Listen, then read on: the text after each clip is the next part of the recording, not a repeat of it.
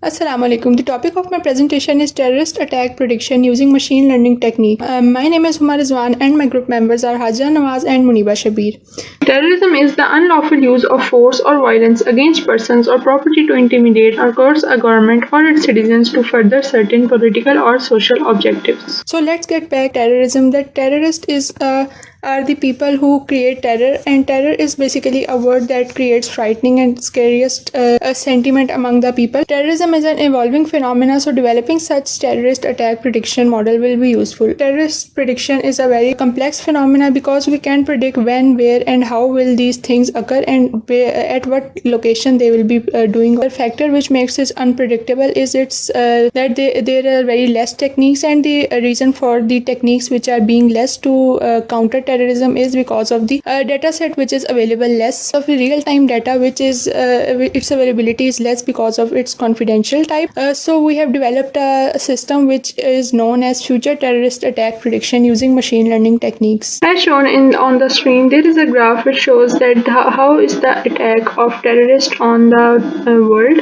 and it is increasing from 2007 to 2014 and it is decreasing from 2014 to 2017 according to global terrorism dataset which we have gathered. It includes the confirmed deaths, that including all the victims and attackers who died as a result of the incident which would happened. Some of the related works which we have studied are some of the research papers that states that terrorist attack is an event that is least predictable. Some researchers related to fighting against terrorism, and some studies use the DTT, which we have also used the global terrorism dataset to show that there is an increase in terrorist attacks. A few of the processes were stated there which they have done for counter-terrorism activities. So one of them was Hawks process. So Hawks process basically states that it predicts how the terrorist attack will be occurring, at what place they will occur. This process is used to predict all the stuff like that. And the other of the process is terrorist group prediction model, which is also known as TGPM, which aims to predict the terrorist groups and which groups are active in which locations. They have basically used the techniques of clustering, which falls under unsupervised learning. They have used this along with the association techniques which they have used, and they got a very good accuracy.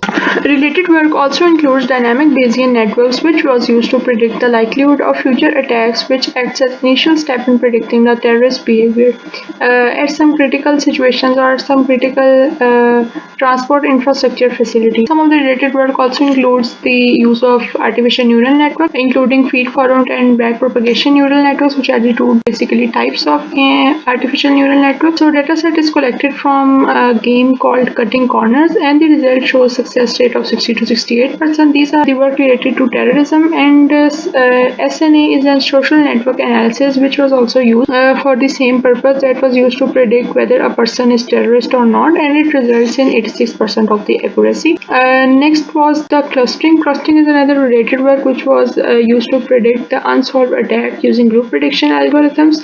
Clustering is basically an unsupervised learning technique which was used to predict whether an attack was terrorist attack like ISI or it was involved in some other activities instead of terrorism. And so Istanbul is the city between the years 2003 and 2005 which was under the attack of terrorists in Turkey, and is based on data mining techniques like clustering. What approach we have proposed to have this type of system. So the process starts with our data collection. How we have collected the data, we have used our GTD database, and we have used this type of data. Next thing came that we have to prepare our data for classify the data to have our data fit into the classifier, and what we have done is to have a technique applied on it that I'll be discussing in a few next slides. Then we have done the pre-processing of the data. Then we have applied the data onto the model in order to train it, and then we have predicted that what is the prediction going on it, and then we have tested using some type of examples, and it's giving very good accuracy. So dataset we have used, as I have told you, is DTT Global Terrorism Database. It is an open source database. We have used this database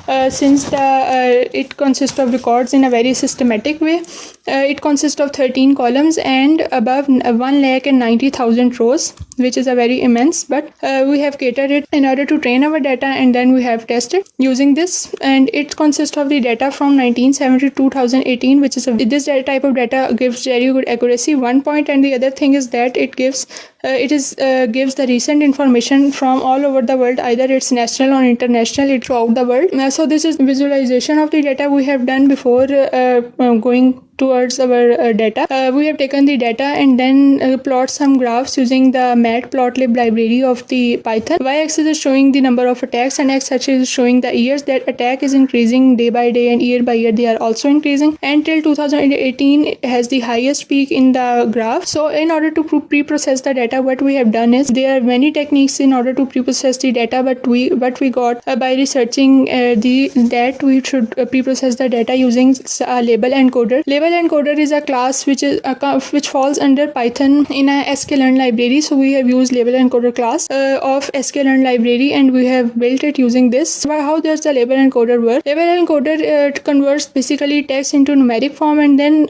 converts the numeric form back into the text. Left side of the screen you could see that there are many categories which basically label encoder is used for categorical data. So as we also have to predict a tag type, and it is also a categorical data, there are many categories and each category assign a unique number. As you could see on the right side of the screen that each of the category is given a unique number. So what we have done is we have used the train test split. Splitting of the data is very important. It was based on 70 to 30% of the ratio, and we can't use entire of the data set in order to predict and in order to train, in order to test, because we would got 100% accuracy in that case, and it won't be a good case, right? So what we have done is we have split the data into 70-30 ratio. 30% of the data is used for testing and the 70% of the data is used for training our models. Comes where we have to apply our model on the data as our data set is splitted. So what we could do is we have applied two types of classifiers. As I have told you that we have do the classification. There are two types of basically techniques we can apply on data set. One is classification and other is regression, but we have used classification, and classification falls under two techniques which are random forest and decision tree. So there are the following steps which are used to apply on the model. These steps are the generic which you could apply on any type of model which you are using. The steps are as follows. First of all, you would have to import the library which you are using, and after importing you would have to fit the training data set onto the classifier. Then you have to predict the testing data set, because testing and training are separate data sets. So you will predict the testing data set, and then you will find the accuracy, that how is the accuracy going and how the classifier is giving the accuracy. These are the four basic steps on any of the classifier you could apply it on it. First of the model which we have used is random forest. Random forest, as the name suggests, the forest is a collection of trees. So is the case with the random forest classifier. Random forest classifier classifies using many of the decision trees. It is a collection of the decision trees. So it tells the averages and the final prediction of each tree, and then it will give the result based on its own voting mechanism. So we have used only this type of library to classify our model.